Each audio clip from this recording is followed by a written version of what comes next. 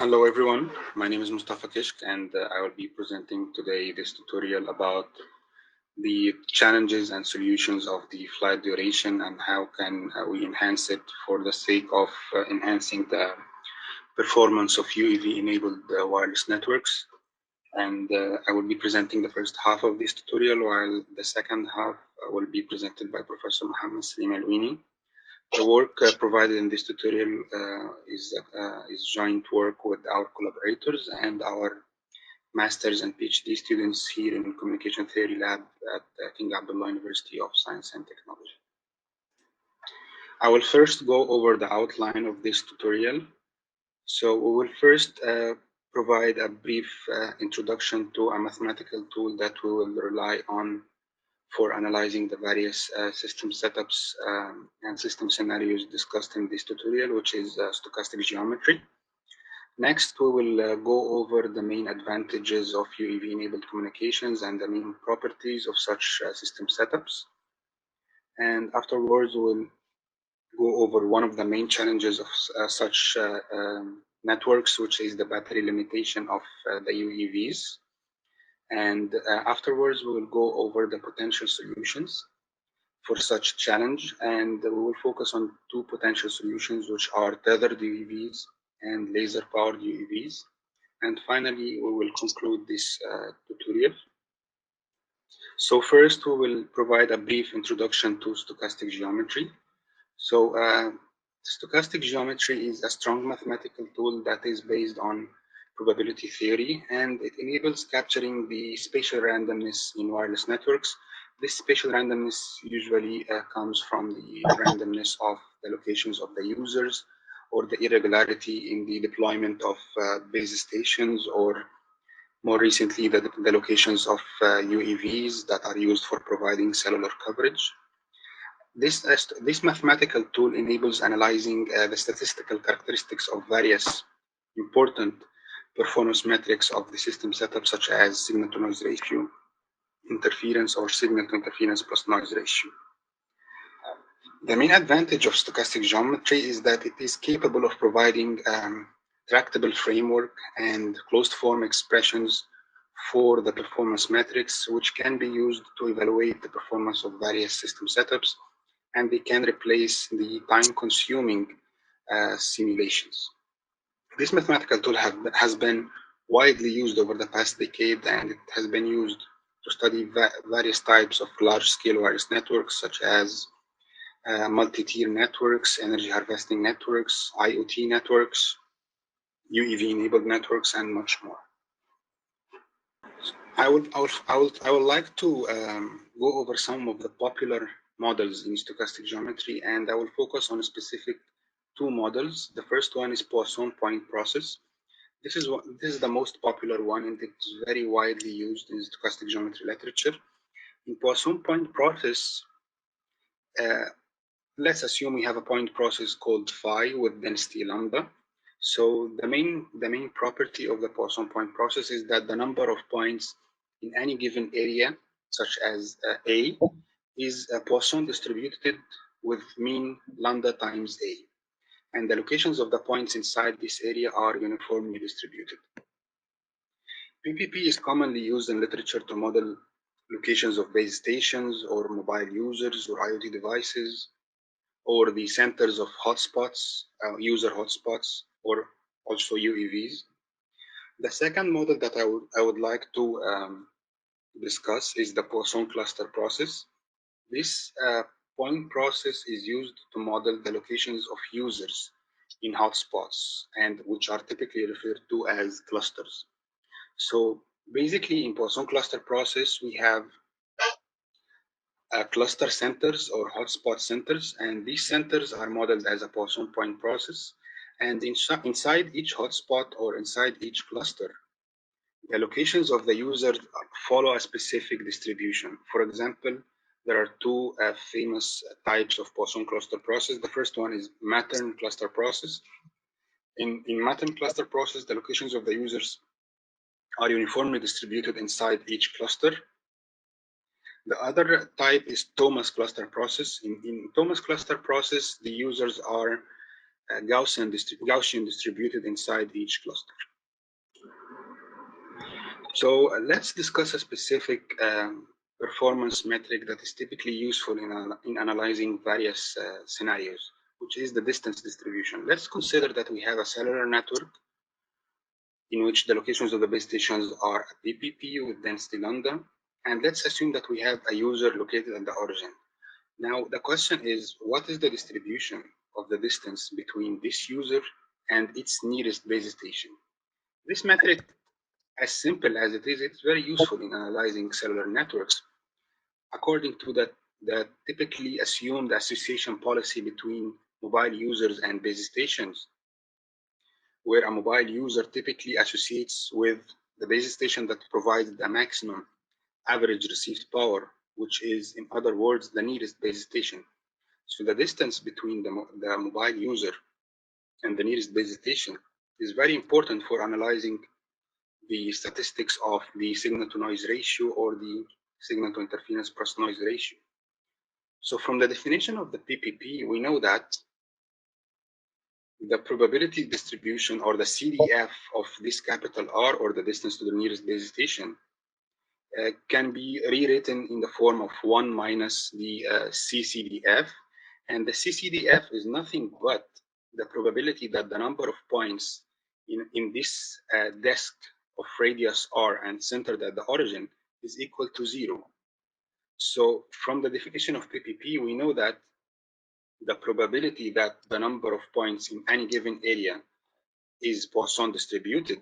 So the probability that this number of points is equal to 0 is nothing but the exponential of negative lambda times the area, which is pi r squared. So from that simple definition of PPP, we can compute the CDF of the distance to the nearest base station, and consequently, we can derive the PDF as shown in this slide. Let's try to apply this simple result to a simple toy example or a simple scenario where we want to compute the distribution of the signal to noise ratio of the downlink in a network where the locations of the base stations are PPP. So we can see how the SNR is defined as this fraction where we have the noise power in the denominator, and in the numerator we have the transmit power, the fading gain, which is exponentially distributed, and the path loss, which is simply the distance to the nearest base station, risen to the power of negative alpha, where alpha is the path loss exponent. Now, in order to analyze the distribution of the SNR, we simply replace the SNR with its definition. So we see here that we first condition on the distance to the nearest base station, and we compute the probability of the CDF of the SNR conditioned on this value of R, and then afterwards we take the expectation over the distance R. So firstly, computing the conditional distribution of this SNR, we using the exponential distribution of the fading gain H, we get this expression of the conditional probability. Afterwards, we simply compute the expectation of this conditional probability over the distance R using the PDF that we have derived in the previous slide. So this approach is very useful, and it's very common when we have multiple random variables in our expression.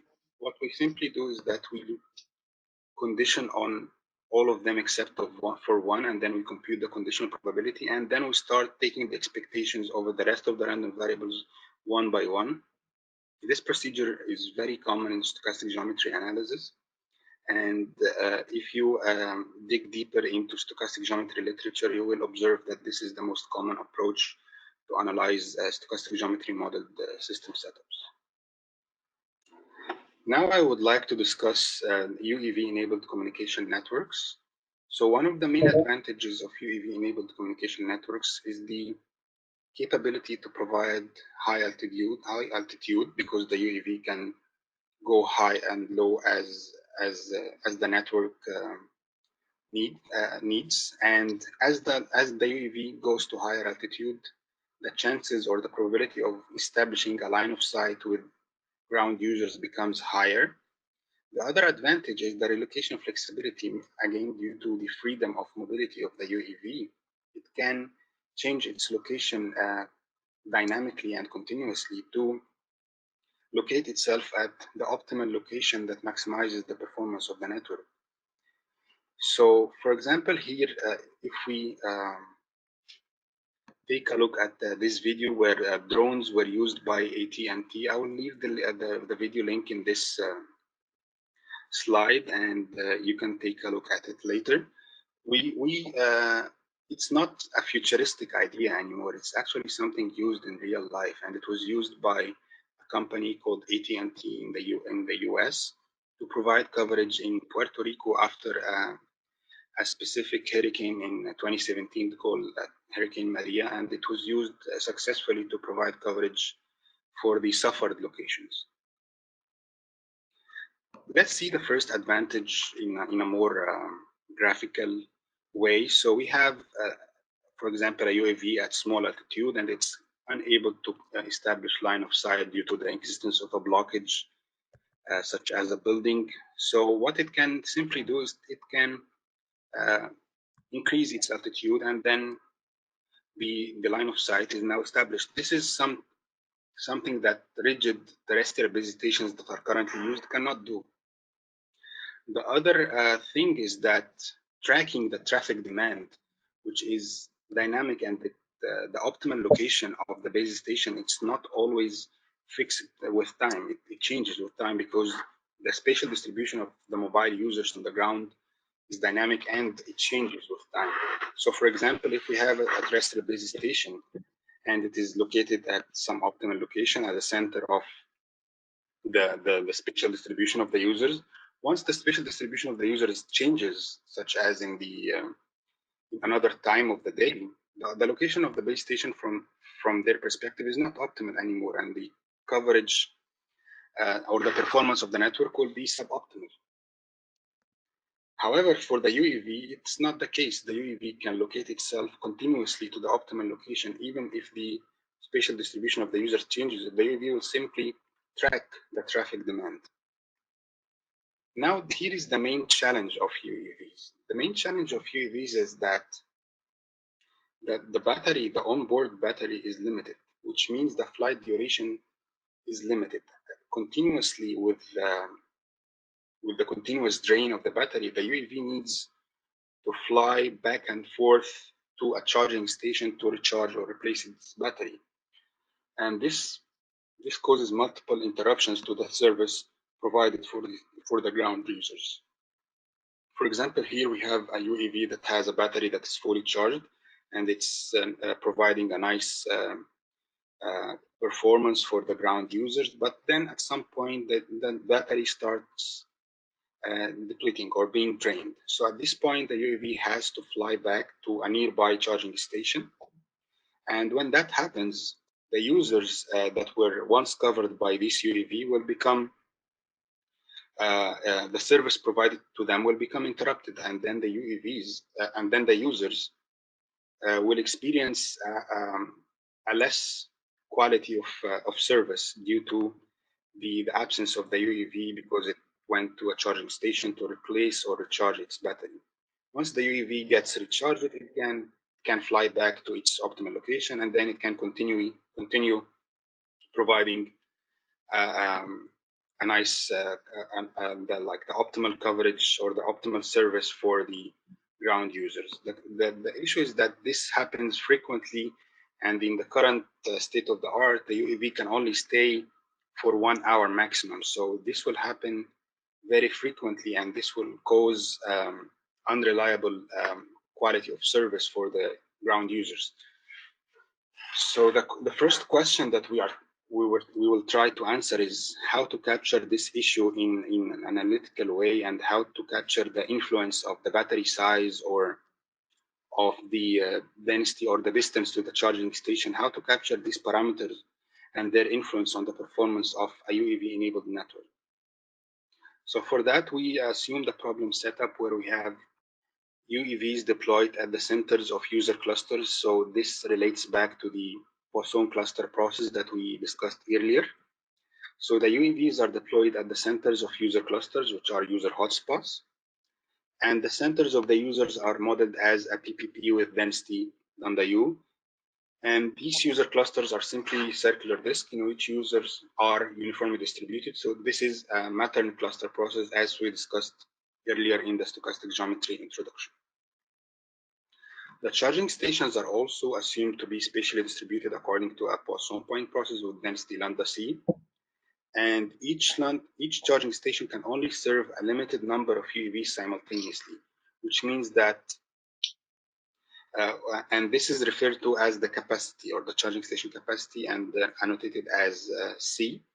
This means that if multiple UAVs come to the charging station at the same time, only a number of them, which is C of them, will be provided service, and the rest of them will have to wait until the first set of UAVs are done with their charging or recharging or replacing their battery process, and afterward they can be provided the process. So this leads to some kind of conflict at the charging station, and it requires some kind of scheduling between the charging station and the UAVs in order to reduce the number of these conflicts. For example, if we see here, so we have, as we see, these circular disks represent the user hotspot or the user clusters.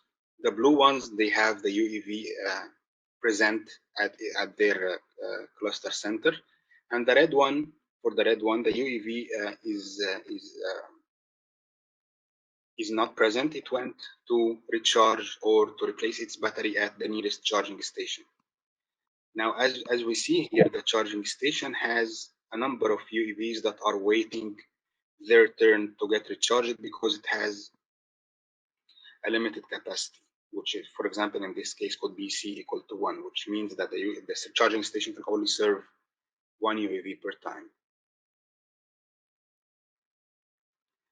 So first, for the sake of understanding this setup, we started with a simple scenario where we assumed that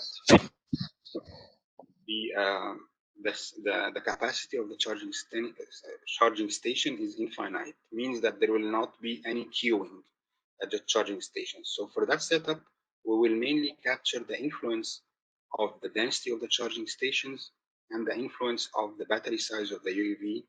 We will capture the influence of these parameters on the performance of the system. So in order to study such network, we need to provide a power consumption model. So we assume that we have two types of power consumption models in our UAV. The first one is communication-related power consumption, which is the power consumed by the transceiver that is deployed at the UAV for communicating with ground users. And the second type of power consumption is the propulsion, which is the power consumed by the UAV itself during hovering at the cluster center or during traveling to or from the charging station. So this is the expression that we used for the power consumed during traveling. And this is function of various parameters related to the UAV's mechanical characteristics. And it's also a function of the velocity of the UAV. Consequently, using this model, we can compute the energy consumed during traveling to or from the charging station, which will be function, as we see here, of RS, where RS is the distance between the UAV or the cluster center and the nearest charging station. Now, we can recall back and remember that this RS is similar to the contact distance of a PPP that we derived the distribution for in the stochastic geometry introduction in this tutorial. Now we have this expression for the power consumption during traveling to or from the charging station. And we, as I said, we have this RS is a random variable. So which means that the power consumption for each UAV for traveling to or from the nearest charging station is different. And it's actually a random variable that we need to study its statistics. So for that setup, what we do is that we introduce a new metric. This metric was not studied before, which is the availability probability. What is the probability that the UEV that is deployed at the cluster center is actually available and it's not traveling to or from the charging station in order to recharge or replace its battery? So the availability probability, we define it using this fraction as when conditioned on the distance to the nearest charging station. So what we have in the numerator is the time spent at the hotspot center to provide cellular service. And what we have in the denominator is also the same thing, plus the time spent at the charging station, which is the time needed to recharge or replace the battery. And finally, the time needed to travel to and from the charging station. As we can recall from the previous slide, the time required to travel to and from the charging station is actually a function of the distance to the nearest charging station, and it's actually a random variable. So I will keep the expression that we just discussed on the side here, and here we will provide the expressions for the first of all the time required to charge, which is the charging here in the denominator. This is a given value. This is not function of anything. It's just the time required by the charging station to recharge or replace the battery of the UAV. Now, coming to the time required to travel to and from the charging station, which is the second line here in the slide, T travel. And this is basically equal to 2 times the distance to the nearest charging station divided by the velocity of the UAV. Now, given that the battery size of the UEV is B max and the power consumed during providing service at the cluster center is PS, then the time spent at the cluster center will be B max minus the total amount of energy required to travel to and from the charging station, which is 2 times the power consumed during traveling, which is PM, times the time needed to travel to or from the charging station, which is RS over V. So these expressions can be used to compute the availability probability conditioned on the distance to the nearest charging station. And eventually what we need is the unconditioned availability probability, which can be simply computed by taking the expectation of this conditional probability over RS. So first, I would like to highlight that once we compute this availability probability, we will be using it to compute the coverage probability. So I will not go into too much details for how to compute the coverage probability, because this is a very basic setup, and this is not the main contribution of this work. I will just show how the availability probability affects the computation of the coverage probability. So the coverage probability in this setup will be equal to the probability that the UEV is available times the probability of coverage given that the UEV is available, plus the probability that the UEV is not available times the probability of coverage given that the UEV is not available. When the UEV is available, the user in the cluster simply associate with the UEV deployed at their cluster center, which means that they will experience higher performance. However, when the UEV is not available, the users in the cluster will associate with the nearest terrestrial base stations, which might be at a large distance from the users, which means that the performance will be lower compared to the scenario when the UEV is available at the cluster center. Both these expressions, for the coverage probability when the UAV is available or not, these expressions are simple and straightforward, and they can easily be computed using basic stochastic geometry methods, and they are available in literature. These are not the main contribution of this work. Going back to the availability probability, as we discussed before, what we do here now is that we substitute for each of the 3 expressions for the time spent at the cluster center, the time required for traveling, and the time required for charging. We replace for all these expressions in the conditional availability probability expression, and we get this expression function of the battery size, the UAV velocity, the power consumption during traveling, the power consumption during hovering at the cluster center, and of course, the distance to the nearest charging station. So now, in order to compute the unconditional availability probability, what we need to do is we need to compute the CDF of this conditional probability, and then using the simple probability theory method, we can take the expectation of this conditional probability by taking the integration of the CCDF of this conditional probability, which is equivalent to the expectation over RS, which eventually leads to the unconditional availability probability. So all what we need to now is to compute the CDF of the conditional probability. So the conditional probability, the conditional probability has the CDF that is presented here in this slide. So what we need to do is to compute the probability that this expression, this fraction, is less than x.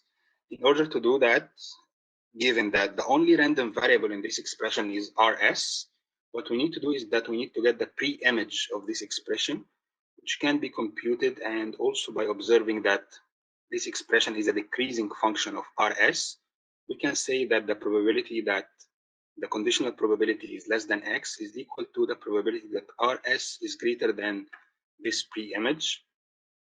So once we reach this point, we can apply the methods that we have discussed earlier in this tutorial in the stochastic geometry introduction, by recalling that the RS is simply the contact distance of a PPP, and it has the distribution presented in this slide.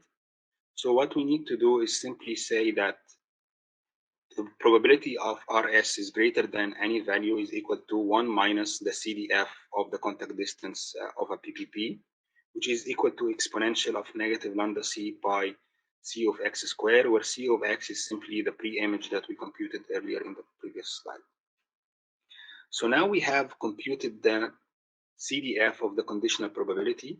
So what we need to do is we just need to substitute for this CDF in the expression that we have provided earlier for the availability probability, the unconditioned availability probability, which will lead to the final expression that is presented in front of us, which is in integral form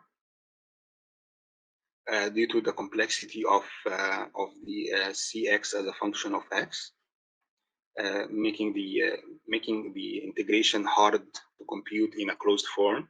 However, this integral form is very easy to compute numerically. So now what we can do is, again, just to reiterate, this is the final expression for the availability probability. What we can do now is to use this expression to study the influence of various performance parameters on the system setup. So first of all, we plot here the coverage probability versus the density of the charging stations. And obviously, as can be expected, as we increase the density of charging stations, we can consider like significant improvement in the coverage probability. For example, for the upper curve, we can see improvement from 0.4 to 0.8, which is almost twice the coverage probability. But the question is, what should we consider for the charging time? The charging time, or the time required to replace or recharge the battery, is highly dependent on the procedure done at the charging station. For example, if the charging station is simply replacing the battery, then the charging time should be very small. So here we are considering various values for the charging time, and we can see that as we increase the charging time, the performance of the system considerably decreases, significantly decreases. And here we have considered values between 5 minutes and 40 minutes for the charging time. You can think of the 5 minutes as the scenario where the UAV simply replaces its battery at the charging station, and you can think of the 40 minutes as the scenario where the UAV stays at charging station and actually recharges its own battery.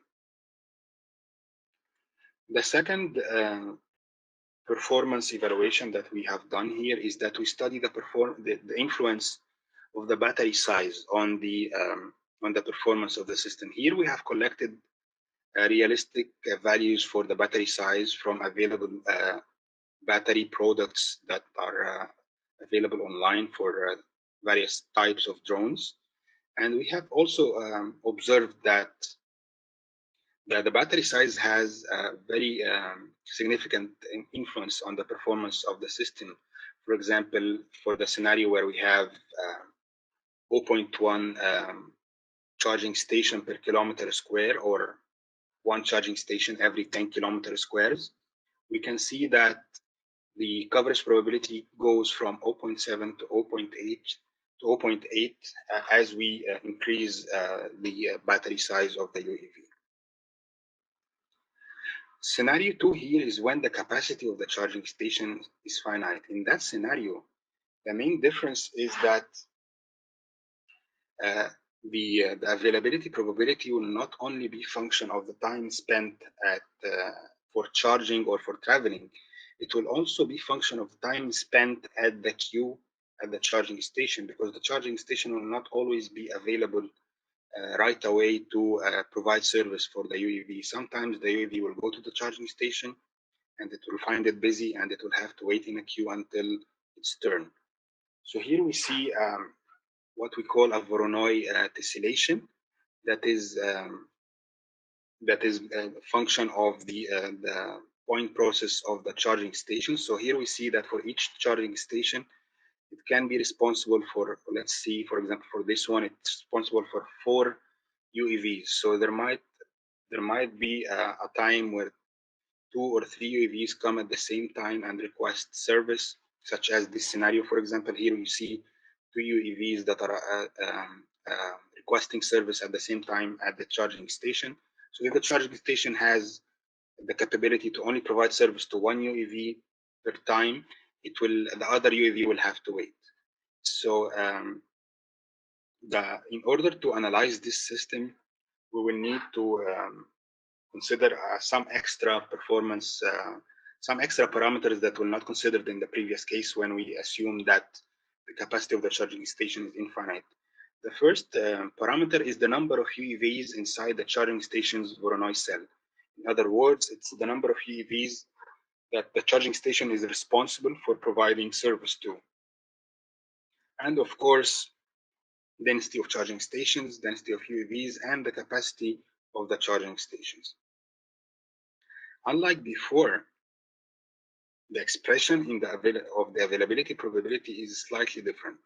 Before, we only had one random variable, which was RS, or the distance to the nearest charging station. Now we have a couple of more random variables. Firstly, N, which is as explained in the previous slide, it's the total number of UEVs served by the same charging station. And I, which is the number of time slots that the UEV had to wait at the queue at the charging station. So here we have the expression for the availability probability. The numerator is similar as before, but in the denominator, we observe that we have an extra term, time T waiting, or the time required by the charging station for the UEV to wait at the queue. And I is the number of slots that are waited by the UAV at the queue. And we have also here, for the sake of accuracy, we have also added the time required by the UAV to landing and to do landing and to do takeoff when it travels to and from the charging station. So here the waiting time at the UAV at the charging station is actually affected by multiple parameters, such as the density of the charging stations and also their capacity. Because, for example, in the scenario of having an infinite capacity of the charging station, this waiting time is simply 0. But as you reduce the charging station capacity, this waiting time will have a larger value, and it will degrade the performance of the total system, and it will reduce the value of the availability probability. For that setup, we have also studied the performance of this system, and we have considered the influence of these new parameters on the availability probability. You can see here that as the ratio between the density of the UEVs, lambda U, and the density of the charging stations, lambda C, as this ratio increases, the performance of the system significantly degrades, especially at low values of charging station capacity. For example, here, the lower curve has a capacity of 1, which means the charging station can only provide service for 1 UEV per time. For that system, when the ratio between the UEVs, density of the UEVs and the density of the charging stations is 1, we can seek availability probability of 0.8. However, as the ratio increases, the availability probability significantly decreases to almost 0.2. However, we observe that as we increase the capacity of each charging station from 1 to 6, we can see significant improvement and significant, we can say, reliability of the performance as we increase the ratio between the density of the UEVs and the density of charging stations. We can also see here that it can be seen as the opposite of the other figure. Here we compute the coverage probability, and we compute it for different values of the charging station capacity from 1 to 6.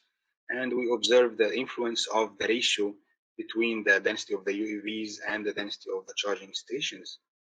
And we can see that this ratio has a very significant influence on the performance. For example, for the scenario of charging capacity equal to 1, we can see that when the ratio is relatively low, equal to 3, we have coverage probability around a little bit less than 0.8.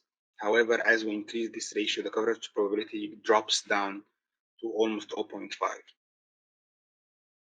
And we can see also that as we increase the charging capacity from 1 to 6, eventually we will reach some kind of saturation for the coverage probability, which means that at some value of charging capacity, eventually the performance of the system will be equivalent to the performance of a scenario where we have the charging capacity equal to infinity. Now that we have discussed the problem or the challenge, and we have captured it using some analytical tools, I will now give the floor to Professor Slim Alouini to discuss the potential solutions in order to reduce the influence of reduce the challenge of the flight duration limitation of the UEVs, and how to enhance the performance of UEV-enabled networks. So now Professor Slim Alouini will take over. Thank you, Mustafa.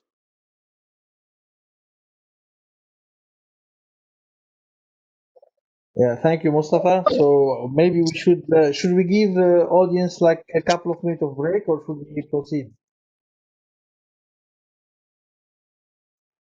We can proceed, sir. Okay, we'll go ahead.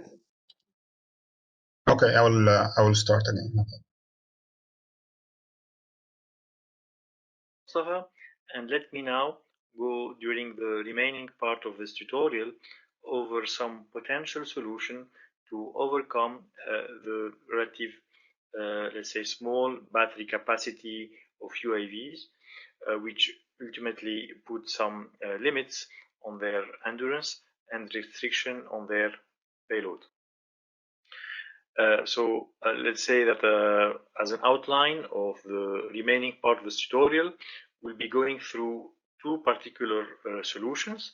Number one, tethered UAV, and more generally, this concept of tethered network flying platforms.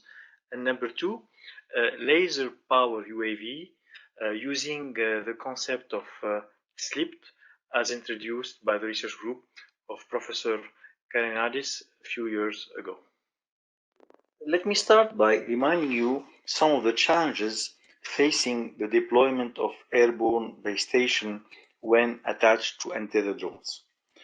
First of all, as mentioned earlier, we are dealing with a situation with a limited battery capacity, which at the end of the day restrict the kind of flight time and hovering time of these untethered drones to sometime less than an hour.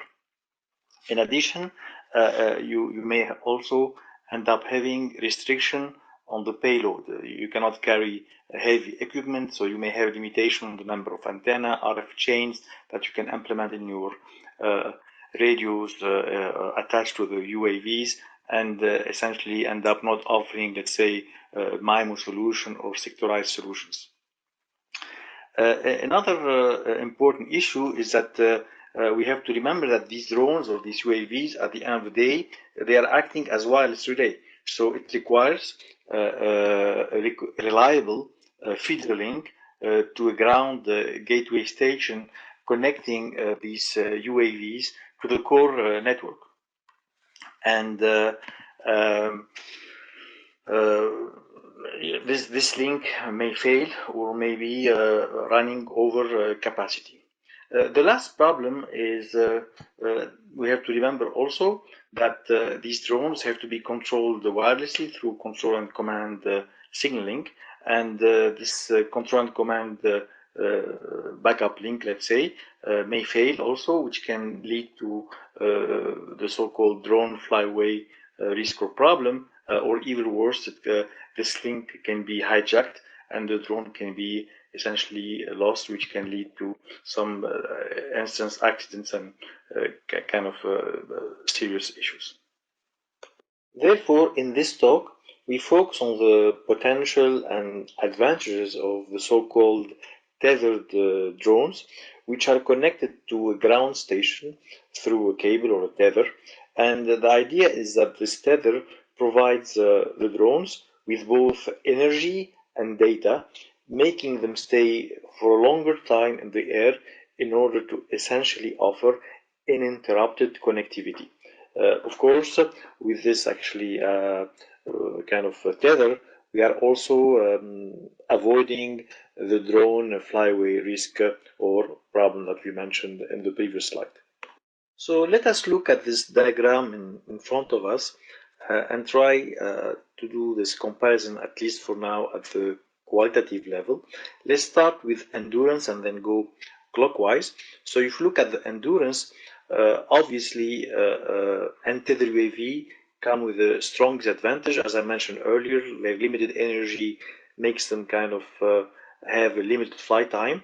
On the other hand, tethered UAV can pretty much fly for days, if not weeks, without having to come back only maybe for maintenance. So pretty much they give equivalent performance from an endurance perspective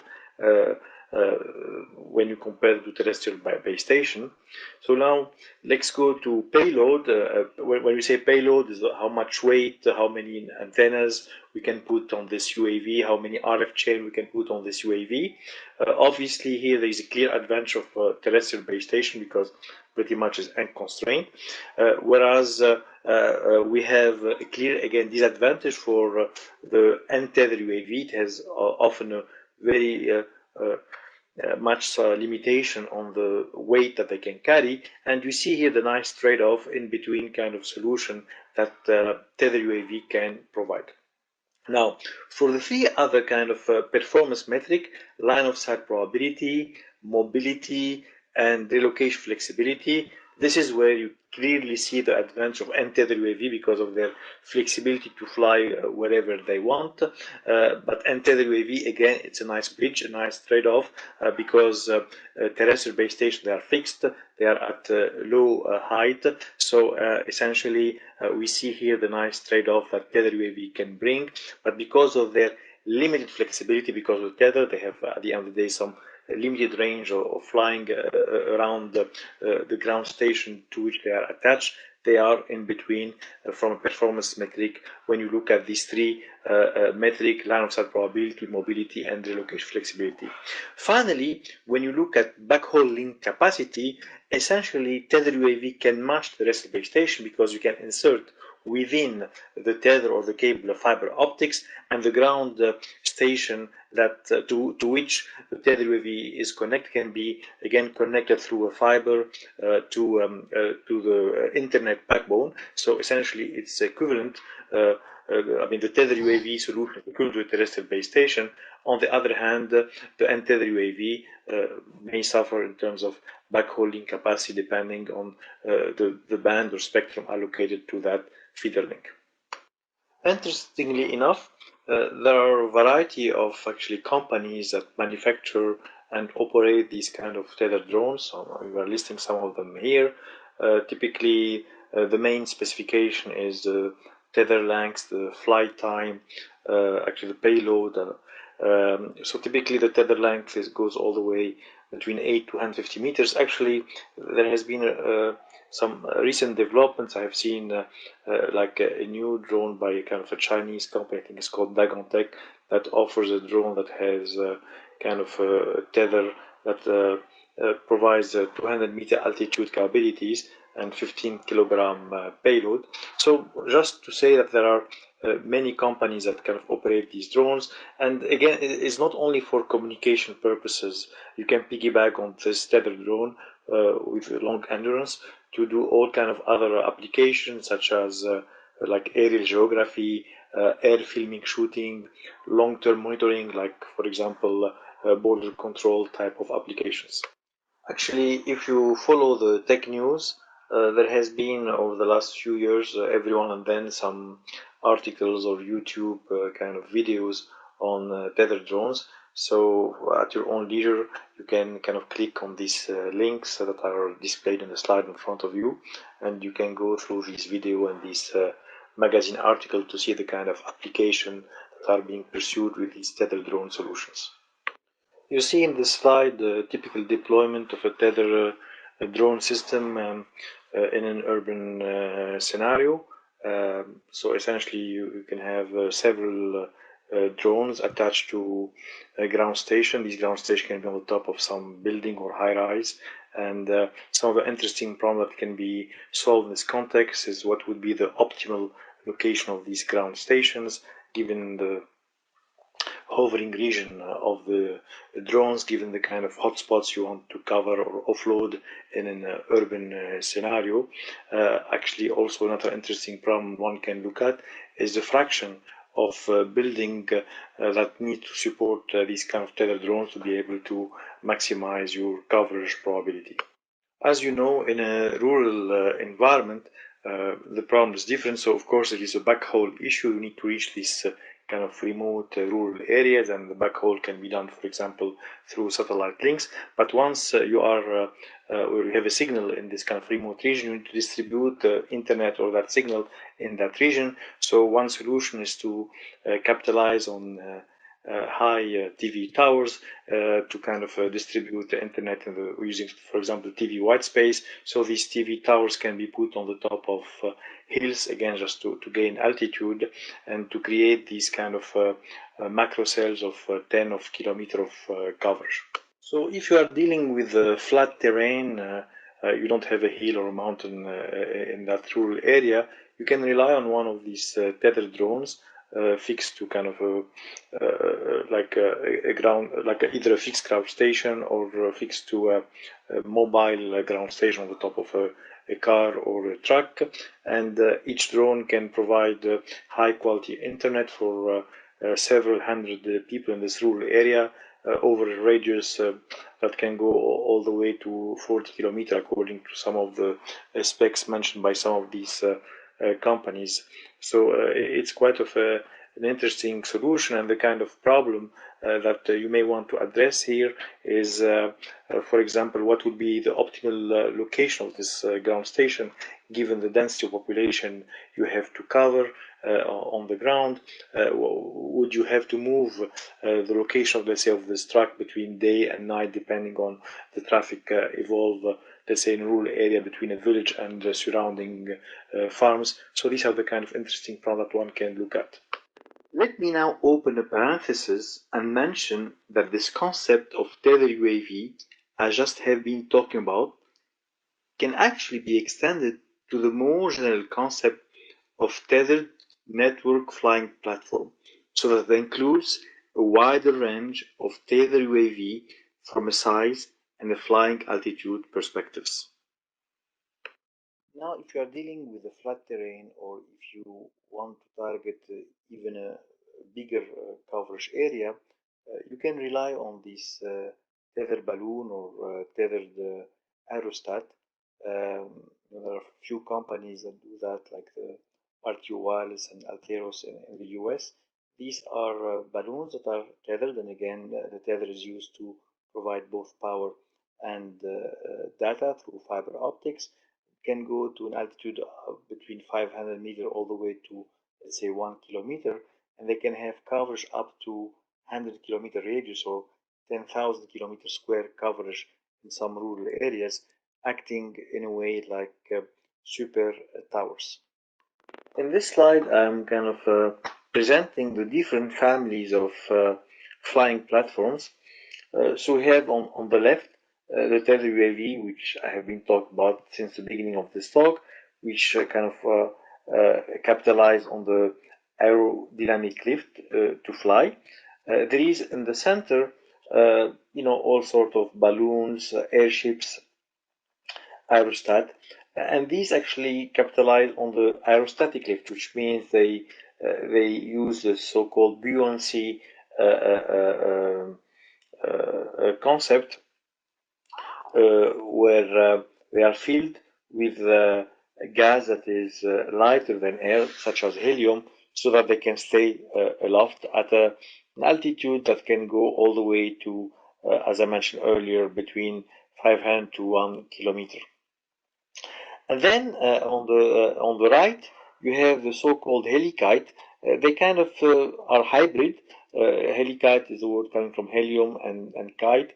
So it's kind of this combination that uses both the aerodynamic lift and aerostatic lift to stay aloft. This tethered flying platform can fly at different altitude.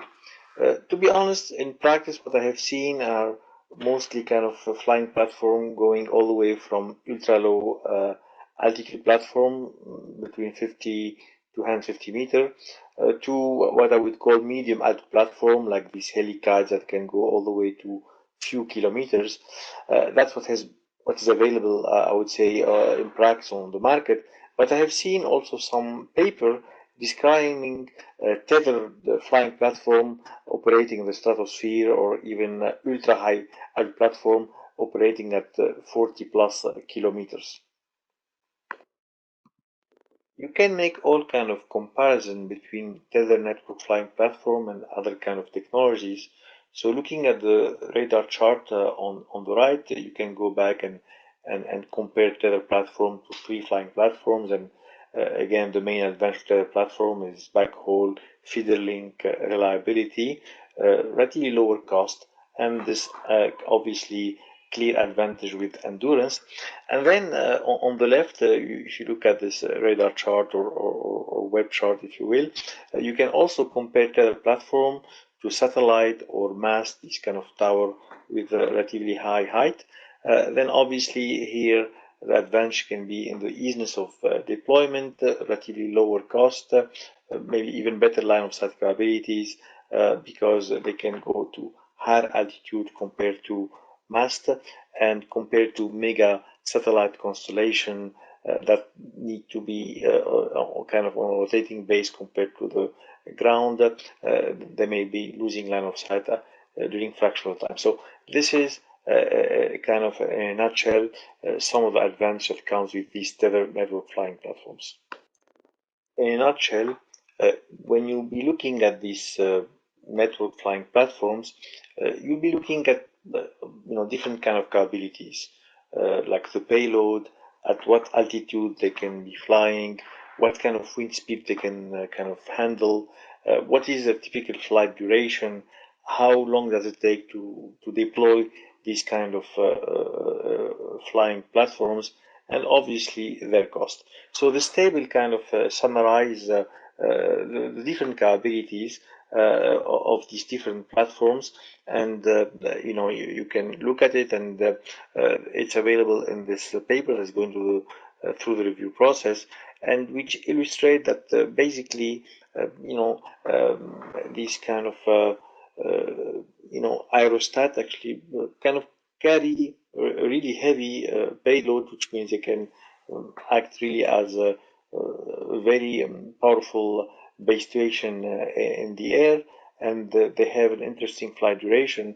So indeed, they can present some interesting solution for wide coverage of these remote and rural areas.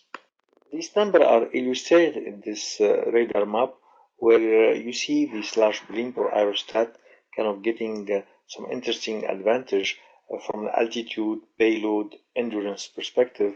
But of course, if you are more interested, for example, in cost, then a balloon or helicite kind of solution tends to be the way to go.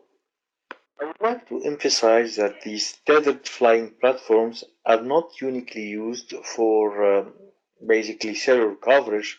Obviously, they can be used for wireless communication in rural and remote areas, temporary or emergency communication, communication for remote sea and ocean and mountain areas, but also given a certain payload, given a certain altitude that you can afford with one of these tether flying platforms, you can pursue many other kind of applications such as terrain mapping, border control, like actually coverage of major sport events or crowd management, traffic management.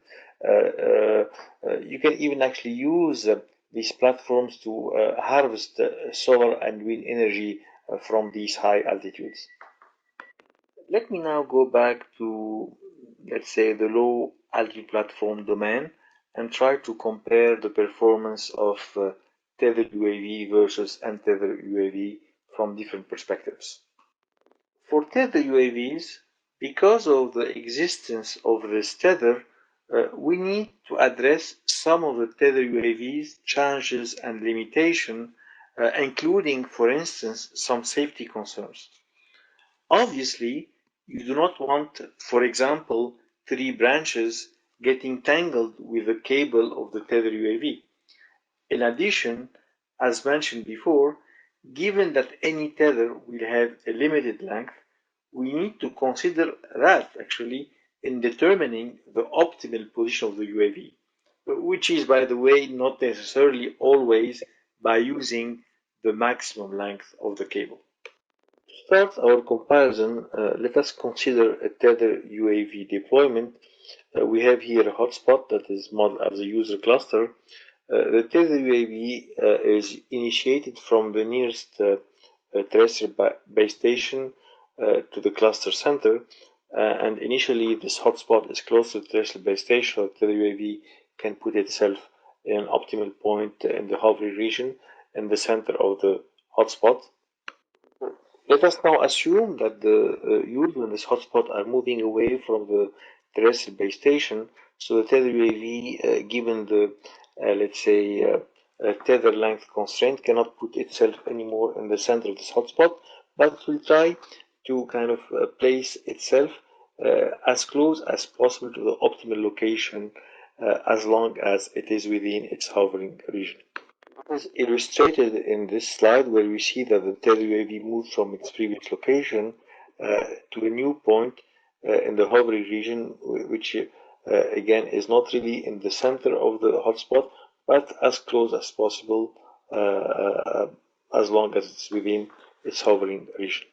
Advantage of untethered UAV, which at the end of the day can put itself at the center of the hotspot. But obviously, to make a fair comparison, we had to assume that the untethered UAV needs to go and recharge everyone and then, which means that its availability is not going to be always 100%. During the fraction of time where the untethered UAV will have to go back to the charging station, we would assume that the hotspot's user will have to connect to the nearby base station, which will not offer as good of a channel quality as untethered UAV, obviously, which means that will result into a reduction in the coverage probability. During this fraction of time where the untethered UAV had to go back and recharge. Now, to capture this kind of interesting, I would say, trade-off, we plot the coverage probability as function of the distance between the base station. On the top of it, we have this kind of ground station to which the tethered UAV is attached, and the hotspot or the cluster center. And we are plotting this coverage probability for the untethered UAV kind of scenario, which is in dash curve, and then for the tethered UAV scenario, which is in red, in the case where basically the tethered UAV location or position is optimally chosen, and then in maroon, where basically the tethered UAV is just taking advantage of the tether to go in altitude, but not necessarily putting itself in the optimal position, like essentially is like the position of the terrestrial base station, but at a higher altitude. So what do we notice here?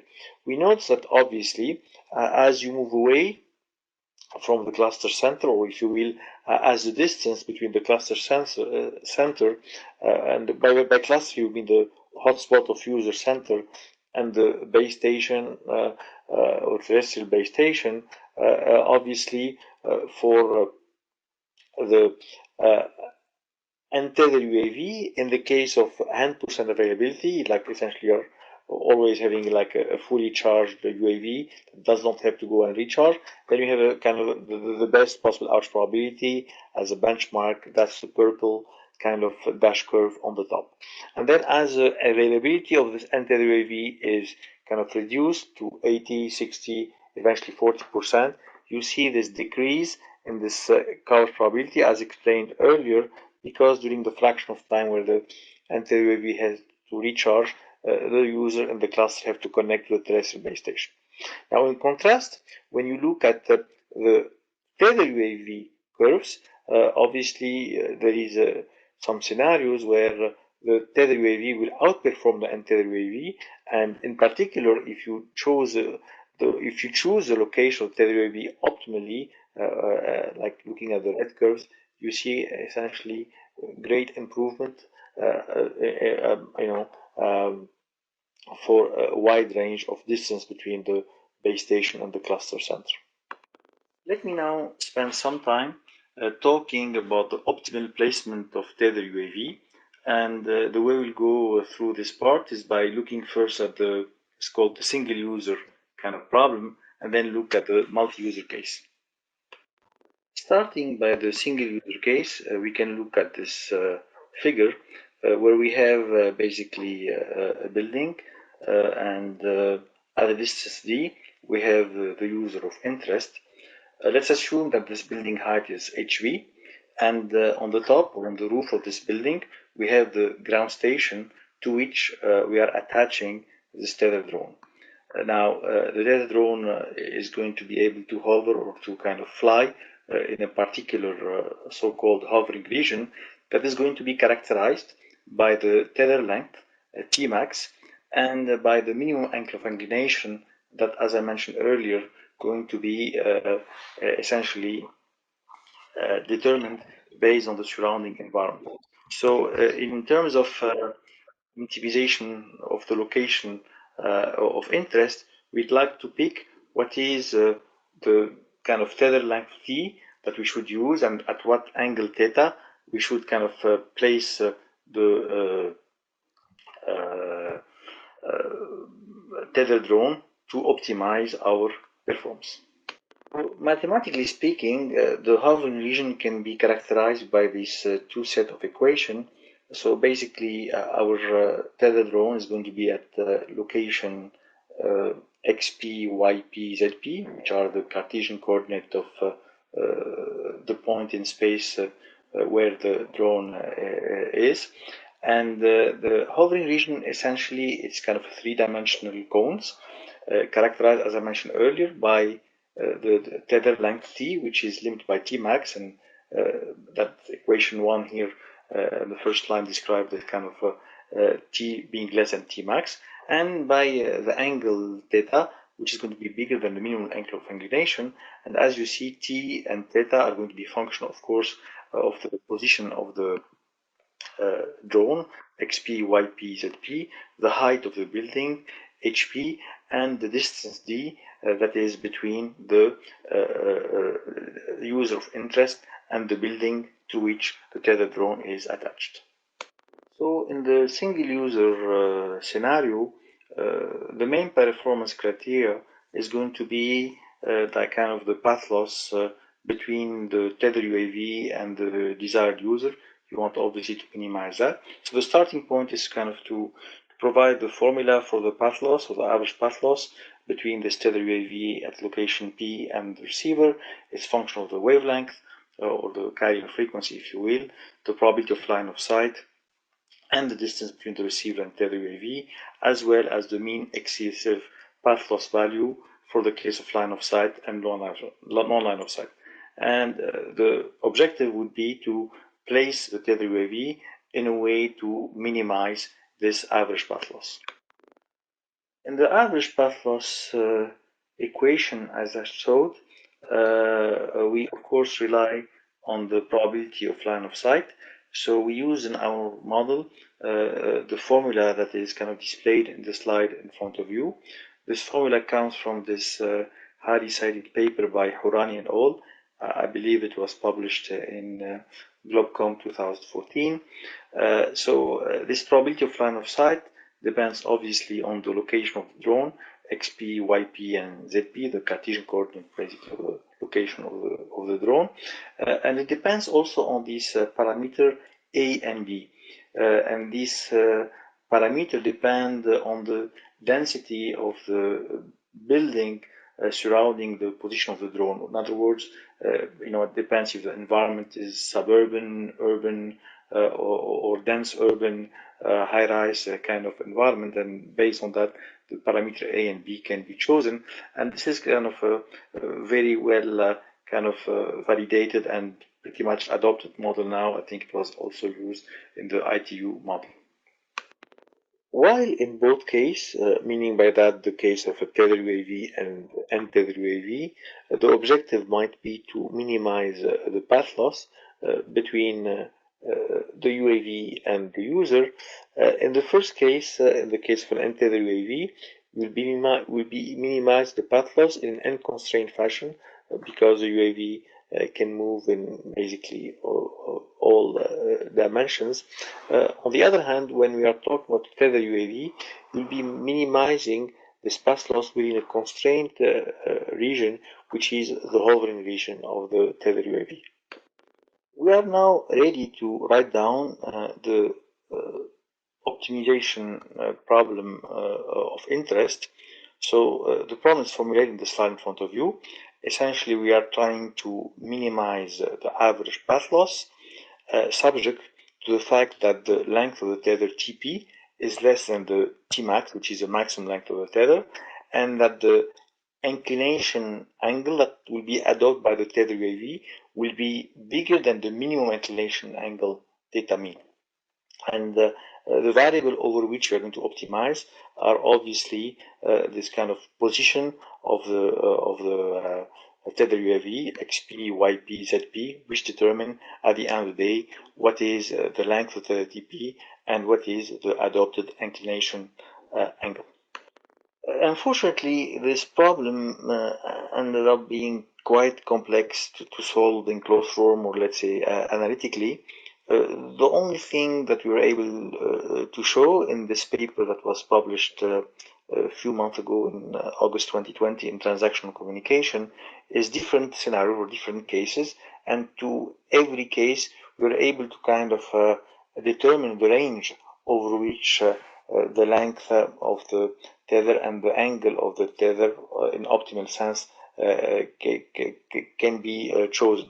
So we just determined like the feasibility or the region or where basically the optimal value has to be found, and at the end of the day, this optimal value have to be found numerically within this region. So we have three cases: the case when the distance between the use of interest and the building to which the tethered drone is attached is less than Tmax cosine theta mean, and that's kind of the first equation here, where they kind of tell you what theta opt is and the optimal theta T opt is, and theta, the optimal theta gets theta mean. And then in the second scenario, when D is between Tmax cos theta mean and F is a kind of a function of theta mean and HV and Tmax. Then again, you have to find T opt numerically, and the optimal theta is again theta mean. But then in the third case, basically when D is bigger than this function f, then in that case you can just take the optimal length of the cable as Tmax, but then you have to find the theta is optimal in this range between theta mean and theta star of Tmax, where T star is itself a function of the different parameters. So the bottom line is we cannot solve it in closed form. When you want to minimize the average path loss, we just have to resort at the end of the day to some numerical solution. In this slide, we illustrate these three regions of interest for the optimal solution. So as I mentioned earlier, we have case 1 and case 2 where the tether length that is optimal is in a certain range in purple here, whereas the optimal angle is theta mean, whereas the third case, which is on the extreme right, the optimal length of the tether is Tmax, but the angle is in a certain range, described again here by the purple kind of arc. Now, on the other hand, an interesting result that we were able to kind of show, again, the same paper in TCOM August 2020, that if you choose as a kind of a cost function, or if you choose to, let's say, instead of minimizing the average path loss, to maximize the line of sight probability, which means you kind of improve your link quality, in that case, actually you can solve the problem in closed form, and you can find the optimal value of the tether length and of the angle of inclination as shown here.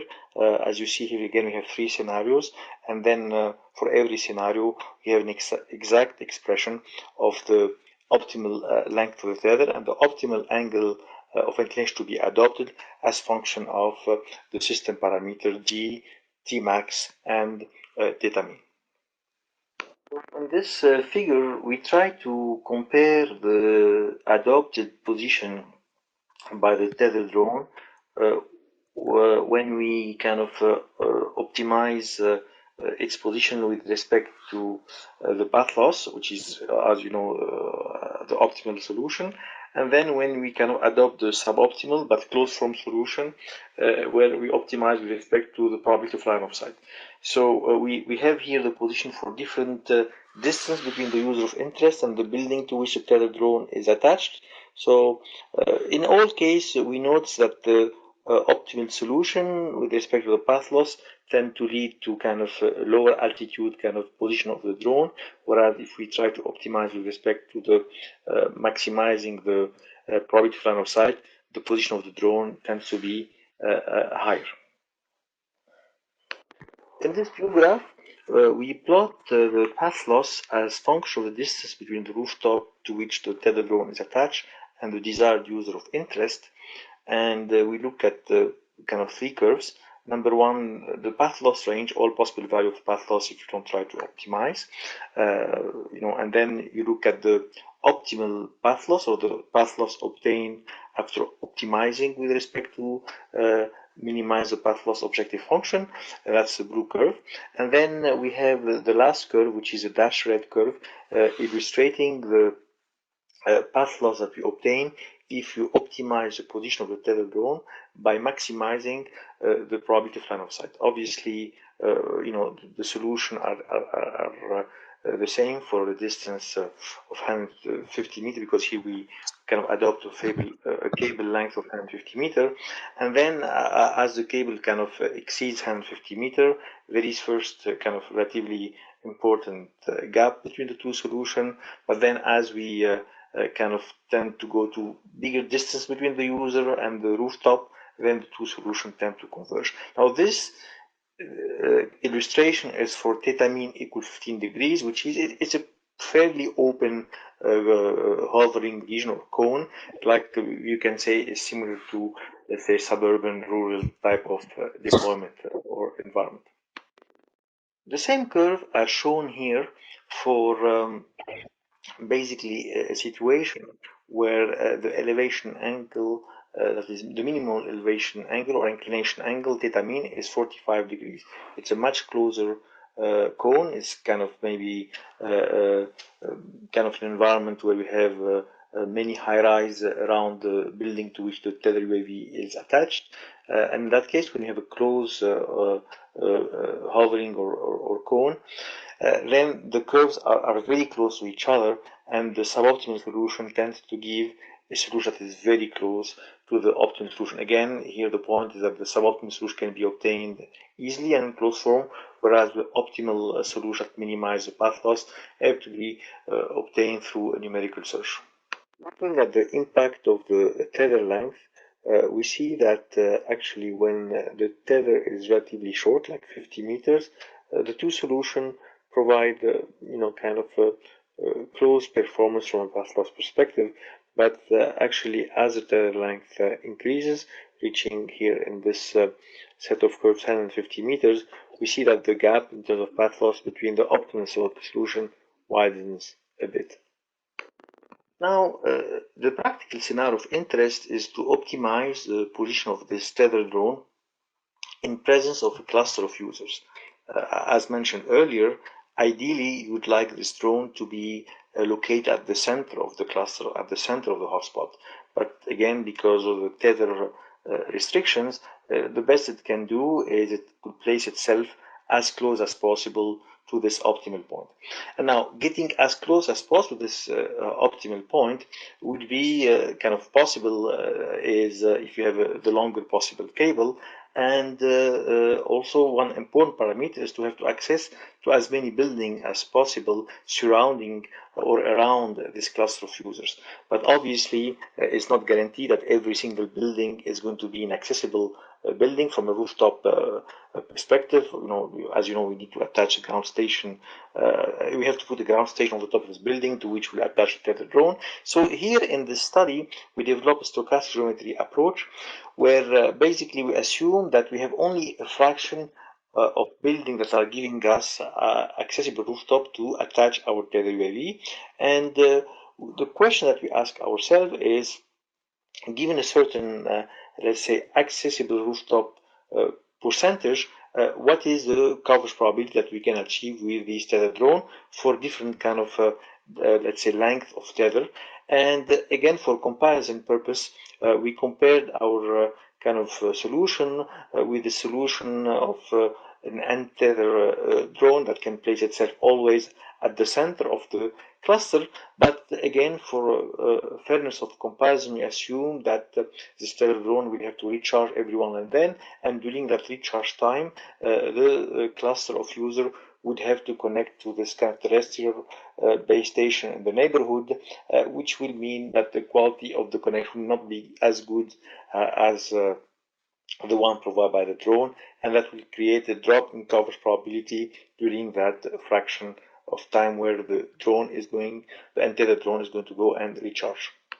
Here are the results of our study illustrating the coverage probability as found for the rooftop accessibility. So let's start by the untethered UAV solution, which of course is independent of rooftop accessibility because it's an untethered drone. And these kind of curves are in dash here. And as you see, the less available are the drone because they have to spend more and more time recharging. The lower is the coverage probability, as explained earlier. Now, on the other hand, for tethered drone in solid lines and for different colors, we see that the longer is the tether length, here going from 60 meter to 120 meter, the better is the coverage probability. As expected, you can kind of get close to the optimal position at the center of the cluster with a longer tether. And also we can show that pretty much if you have a rooftop accessibility of 20% for the kind of parameter we picked, you achieve pretty much the maximum coverage probability you can achieve for a particular tether length. So this kind of curve illustrates well our analytical framework and kind of show and like what we expect intuitively that the higher is rooftop accessibility, the longer is your tether length, the better is going to be your coverage probability. Another important aspect we looked at is to statistically characterize this minimum inclination angle. So we relied on this well-known ITU model that essentially describes a particular environment via the density of buildings in a particular environment and the kind of average height of these buildings through these two parameters, beta and gamma, spanning the range from suburban/rural environment where you have a low density of building and the building tends to be kind of low height. On the other hand, you can go to all the way to kind of super dense high-rise urban environment where you will have a high density of building that tend to have relatively high height. So in that context, we're able to derive the CDF of this minimum inclination angle, its function of system parameter, in particular its function of HB, which is the height of the building to which the tether UAV is attached, its function of gamma and beta, which are the parameter of this environment surrounding the ground station to which tether UAV is attached. Of course, it's also a function of Tmax, which is the tether length. When you plot this CDF, you have an intuitive kind of result. So in suburban environment, the probability of having low or small inclination angle is relatively high. On the other hand, as you go towards high-rise urban environment, you tend to have a lower probability for having low inclination angles, which means that when you be operating in suburban environment, which means you are not surrounded by high rises and you have low density of buildings around you, you can basically operate in a hovering region characterized by an open cone. As you move towards high-rise urban environment with basically many surrounding buildings, the cones or the hovering cone tends to close, so you'll be operating over a narrow hovering region. So in conclusion, what I would like to say that tethered UAV have the potential to significantly prolong the UAV flight time. That's actually their main advantage in comparison to untethered UAV. And one of the interesting problem that one can solve in this context is the optimal placement problem of this tethered UAV, which needs to be revisited in comparison to the classical problem that I've done to kind of find the optimal placement in the case of untethered UAV in order to capture the tether related constraint, which are, as I mentioned, the tether length and the kind of surrounding environment. And one other final note, I would like to say that actually this physical tether that we have been talking about throughout this talk can be replaced by what I would call a virtual tether that will still provide power and feeder link capabilities, and this can be done through a laser employing slipped simultaneous light and information power transfer. So this kind of concept has been pursued in one recent paper that has been published in IEEE Communication Letters, and feel free to go through it to see actually this actually a nice connection with in a way virtual tethered drones, and we have actually some follow-up work that we are working on these days on this.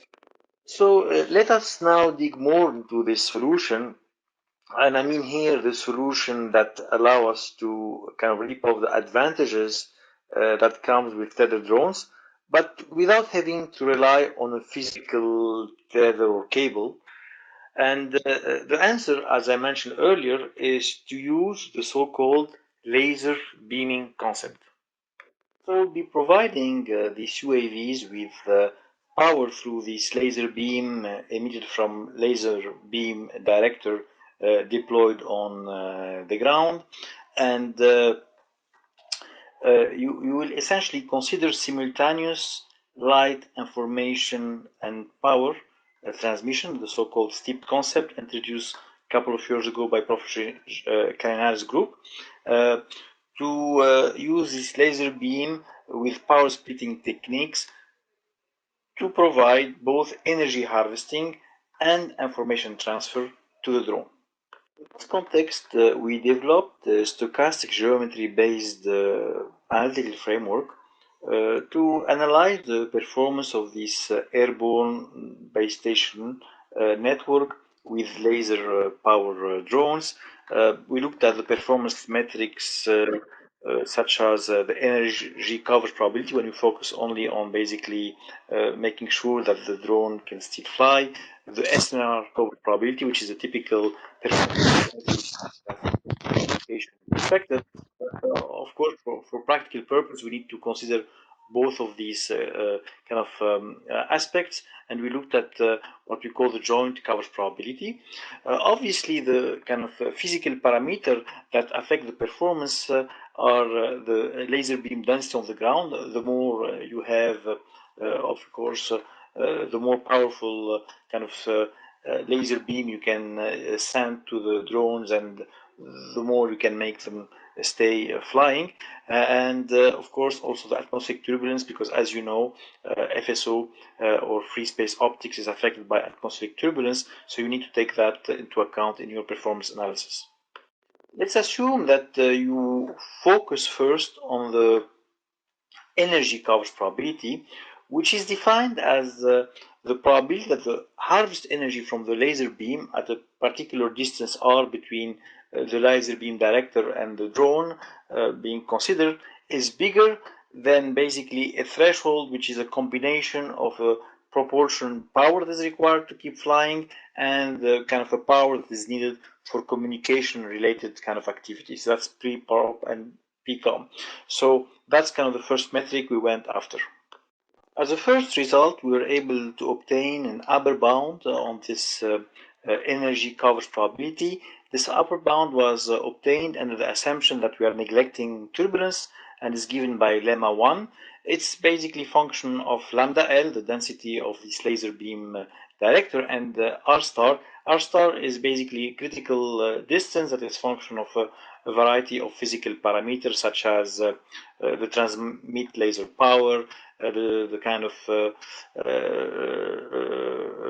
spread of the transmitted laser beam, the kind of size of the laser beam at the transmission. So that's kind of a closed form upper bound that we were able to obtain for this energy coverage probability. Now, if you would like to take into account the turbulence, we're able to get this integral expression that is parameterized by the CDF of the turbulence HT, and that's given by lemma 2, which is again function of the density of the laser beam director, the CDF of HT, and AR, which is basically a parameter that is function of this power needed for proportion, communication, and the received harvest energy as function of any distance r, which again is function of all these laser dependent parameters such as the transmit power of the laser, the size of the laser at the origin, as well as the spread of the laser beam. This slide illustrates our analytical formalism via some selected numerical results. So we are plotting the energy coverage probability as function of this density of laser beam directors. First of all, as you notice, there is a perfect match between simulation result and analytical result for both the no turbulence case, which is the upper bound, and the case where we are assuming here some kind of log normal turbulence in blue. And anyway, in both cases, we have some interesting match between simulation and analytical results. What you notice is as you decrease the PCOM requirement, the power required to make sure that your communication system is operating properly, from 50 to 10 watts, obviously you have a more relaxed kind of threshold, and you see kind of an increase in your energy coverage probability. On the other hand, if you look at the behavior of the curves, the energy coverage probability is of course increasing as you densify your network in terms of laser beam directors. The second performance metric we looked at is a more kind of classical performance metric from a communication perspective, which is basically the kind of probability that your SNR is going to be above a certain threshold. So it's a SNR coverage probability. We're able to derive an analytical expression for this coverage probability. That is function again of this lambda L, the density of laser beam director, the CDF of the turbulence HT, and this parameter BR, which is function of the threshold beta, as well as a variety of kind of laser beam physical parameters, such as the transmit power of the laser, the laser beam dimension at the origin, and the kind of diverge of the beam at the origin, as well as delta S, which is the fraction of power being split between energy transfer and information transfer. We show on this slide how this SNR coverage probability evolves as function of the density of the laser beam director for a variety of value of beta, this kind of SNR threshold. Obviously, the lower is this SNR threshold, the more relaxed are the constraint or the threshold, and the better is your SNR coverage probability. And of course, again, the more dense is your kind of network of laser beam director on the ground, the higher is your SNR coverage probability. Now, from a practical standpoint, obviously you need to maintain the UAV flying, and you want to make sure that it has good communication capabilities. So you need to basically look at the so-called joint coverage probability, which is a probability that both you have enough power harvested and your SNR is good enough. So we kind of define this joint coverage probability as a probability that the harvest energy is above the pre-pop plus PCOM kind of threshold, and that your SNR at the UAV is above a certain threshold beta. So you're able to derive this expression. You can find in this paper cited here. And what you notice, if you plot this joint coverage probability as function of the SNR threshold, first of all, again, as you increase your density of laser beam director, you get better and better performance. Again, theoretical and simulation result match perfectly. And then when you look at these curves as function of beta, the SNR threshold, below a certain threshold, basically you are more kind of energy harvesting limited, and I mean, like varying beta doesn't matter much, because you are again energy harvesting limited. But then at a certain point, obviously, if your kind of beta becomes too strict or too high, then obviously you can see kind of your joint coverage probability decreasing, because you need more power dedicated for communication purposes. In this slide, on the other hand, we look at the dependence of this joint coverage probability as function of the power splitting factor delta S. So again, this power splitting factor is a kind of fraction of power dedicated for communication. So 1 minus delta S will be the fraction of power dedicated for energy harvesting.